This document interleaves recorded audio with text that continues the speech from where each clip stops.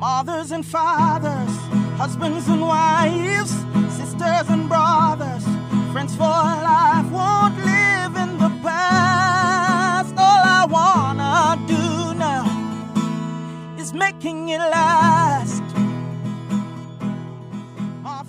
Why is the father such an integral part of a stable family? Welcome to Making It Last podcast. I'm your host, Noreen Dillon, and with me this time around is Asheki Spooner, Director for Advocate for Change. Before we get into the conversation, Asheki, tell us a little bit about Advocate for Change. So, Advocate for Change Jamaica is a non-profit organization that is geared towards stemming father absenteeism in Jamaica. We realize that this is an issue for Jamaicans. We also see where there's a direct correlation between father absenteeism and issues that we face with safety and security. And right now, criminal activities is really a major plague on our island. So it's about how we use the family and parenting to as a method to eradicate crime and violence as a country or as a region. Okay.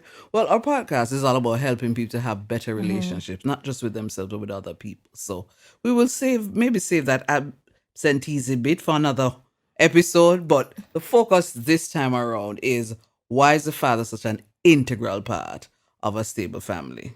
So the father is integral to a stable family because we have seen where single parent households alone does not work. We see that children who grow up with both families are more likely to come out quote unquote on top. They are less likely to be a victim of teenage pregnancy, sexual abuse. Okay.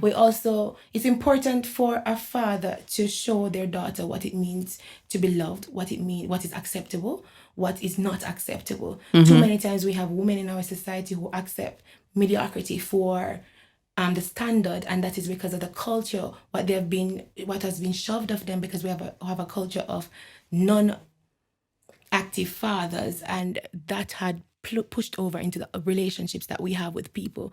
You find now that you have our boys and girls, they don't know how to relate to each other. They don't know how to even have a conversation with each other. Men out there saying, yo dog, want These are not the things that are ideal for our relationships, because what it does then is to devalue self-esteem, devalue and dehumanize the individual. So we want to take that away. And so when you have a father in the household, an active father, but not just an active father, a father who knows what their role mean as a father who understands what parenting is and the components of parenting. Okay. I'm going to have you pause 1 second. But in a nutshell, what then would you say is the role of a father? The role of a father is to care, to provide, but also they have a special component to nurturing. So they supplement the maternal nurturing that is given to the child.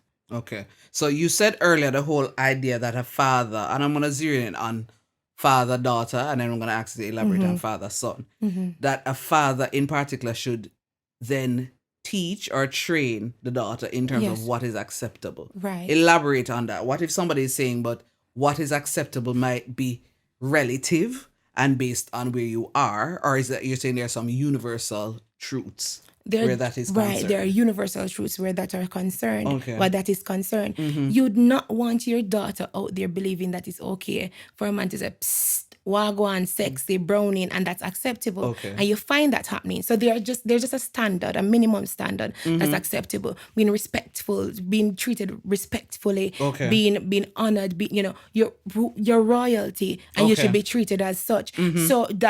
So if it's even the royalty at the bottom, it should be that there's a standard for that, for the treatment that you should receive or the interactions that you should have with individuals. Okay. Father, son. So you find that it's very challenging for mothers to really teach a male how to be a man. And why this is happening is because of the gender differences, and also because a mother does not understand what it means to be a man. They can only train that son to be the man they would want, but not necessarily what their role is as a male, or what truly is encompassed in being a male, or what the ideas are.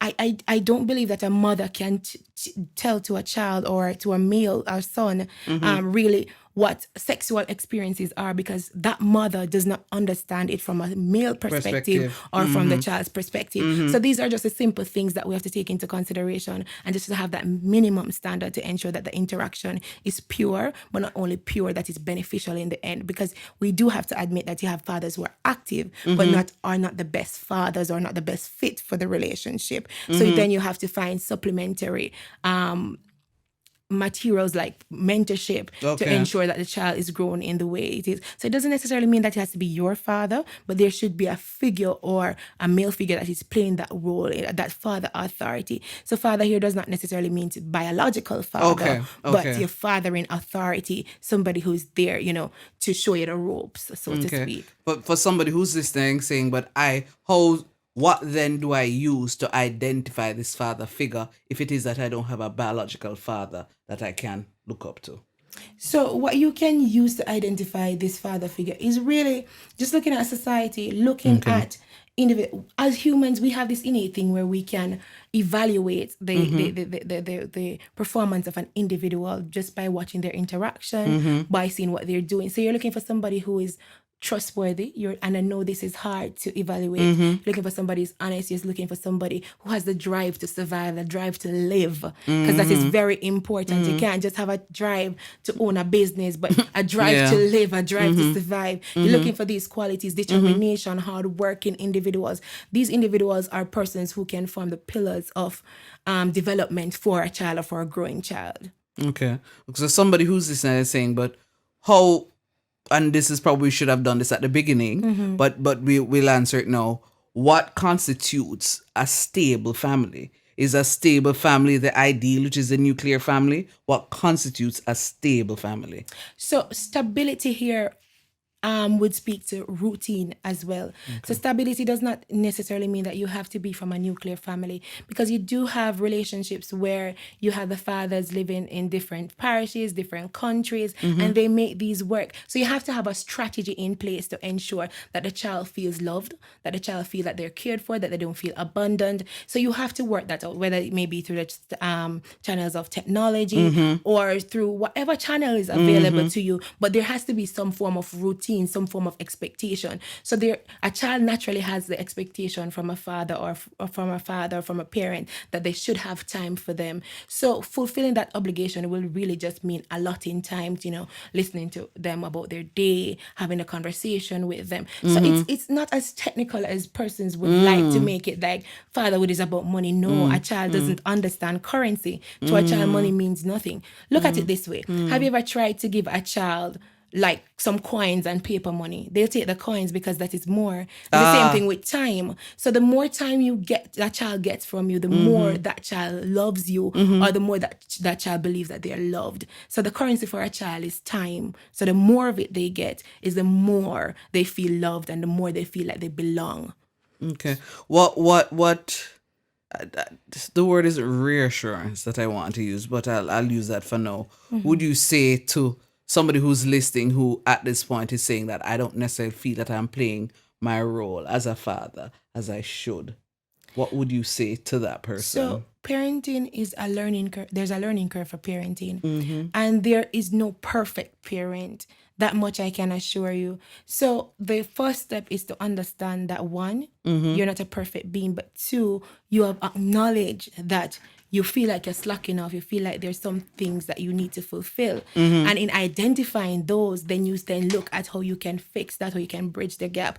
So if it is that you were supposed to speak to your child after work 5 days this week and you only spoke to them once, and you look how you can move that up to 2. And gradually over a period of time, you will get better, because as I said, it's a learning process. And sometimes for first-time parents, what you find happening is that they make the mistakes with the first child, but because they didn't understand that there are mistakes, then it becomes the routine, and we don't want that to persist. So it's about breaking through the barrier that is present, breaking through the status quo. We have a culture where we believe that a man giving money is taking care of a child, and it's just breaking down the barriers that society has placed. That is the first step to ensuring that you're playing the role of a father. Man not fi plait the pitney hair. Man is not supposed to bathe their little daughters. I think people are even over sexualizing the relationship between a father and a child. And until we move away from that, then we'll not truly understand what it means to be a father, what it means to be a parent. Okay. As we're wrapping up, Asheki, do you think that as a society we're doing enough to encourage fathers to play the role that they were designed to No. play?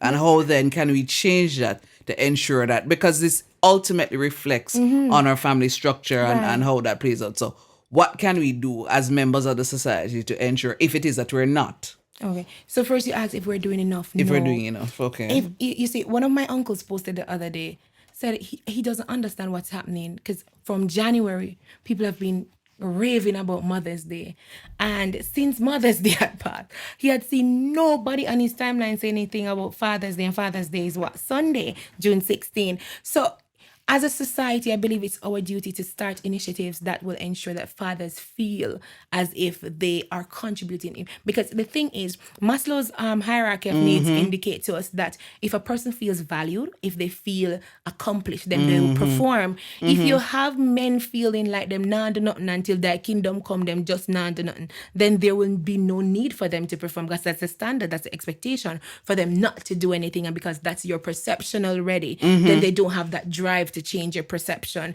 So the men that are they are working, then you have to ensure that you encourage them. In encouraging them, you can also expect the ripple effect, because you are boosting these men, and when their friends, their neighbors, their them Paris, they say, yeah, this man I get big up, I'm going to want to copy that behavior as well. Jamaicans naturally bad minds. So if I see people being get big up for something, me gonna want the big up too. Encouragement, affirmation, so all of encouragement, that. strength, and labor. Yeah. Okay. So, Asheki, in a nutshell, why then would you say that the father is such an integral part of a stable family? You said a lot, but just in, couple of words, how then would you sum all of that up? Simply put, the father is the person who plays, protects, support. We don't look at it that way as a society, but in truth and in fact, studies have actually proven that these men are the persons who perform these roles. Taking that away because the mother is caring, they are, washing, cooking, cleaning. And if they're doing that with no time for the child, then everything breaks down, because the sense of abandonment is what causes these social ills. Which I am sure at some point we will delve into at another time. Thank you so much, Asheki, for sharing with us. This was Making It Last podcast, where it's all about helping us to have better relationships, not just with ourselves, but with other people. I'm Noreen Daly. Until next time. Fathers, husbands and wives, sisters and brothers, friends for life won't live in the past. All I wanna do now is making it last.